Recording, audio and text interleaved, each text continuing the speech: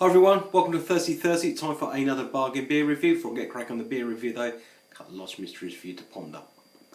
Will the inscriptions at Shugborough, allegedly written by the Knights Templar, if they are ever decrypted, will they reveal the location of the Holy Grail? And how come newspapers are really much more interesting when someone else is reading them? Anyway, up today on the show we have a Praga Premium Pils, tips the scales at 4.7% ABV. I got this from the bargain bin, so to speak, at supermarket Lidl for £1.25. I think it's normally £1.49, but it's got a little bit of neckerchief and cap damage. Hopefully it hasn't degassed it or anything, but that is what she is. Let's get her popped and poured in the glass and see what she's like. Good hiss, a little bit of candle smoke, not a great deal. Got this out of the fridge about 5 minutes ago. We've got a nucleated glass now. So this was £1.25 English pence. To be a bargain beer on my show, you've got to cost £1.25 English pence or less for a 500ml bottle. You can be a bigger bottle, you can be a smaller bottle. Pro-rated, ratioed, 125, 500ml equivalent is how you get a spot on the show.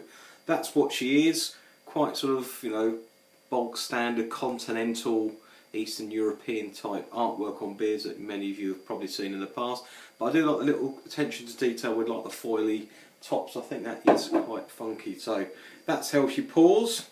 You know, lovely carbonation on this Premium Pils. It's a one finger fluffy head. That's quite a nice sort of, not golden, maybe sort of somewhere between a golden and an amber colour, but that's what she looks like. Looks pretty good. Let's go for a sniff and see what we get.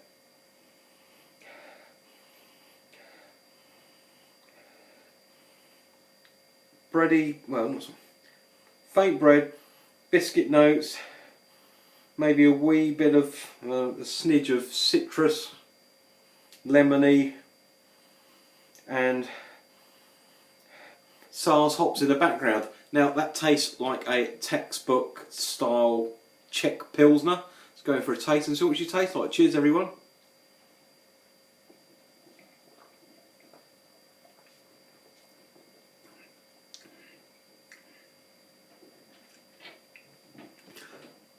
Medium to light on the mouthfeel.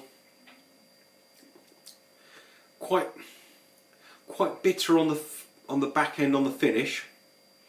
You get more lemon actually coming out now. That's quite a good thirst quencher. Now, don't get me wrong, it's not the best Czech Pils I've ever had. It's certainly not the worst. You know, these type of beers, people generally overlook them in supermarkets, etc. In this country, they tend to go for the mass canned, you know, mentioning no names, but you know, things like Carling, Foster's, and then maybe, you know, American bottle things like, you know, Bud, Coors, that type of thing. Something like this, you know, is definitely, I think, a notch up from those type of beers. It's, you know, it's not harsh.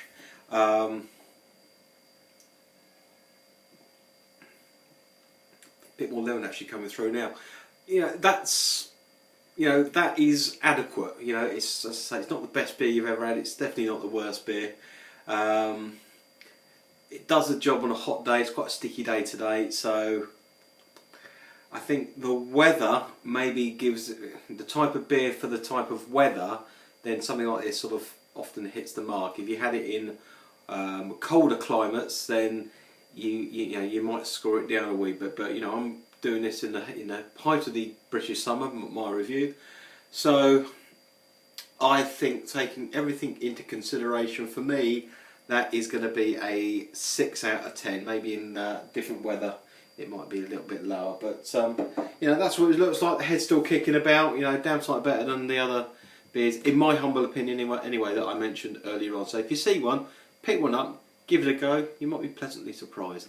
That does it for me. Thanks for watching everyone. We'll see you again real soon right here.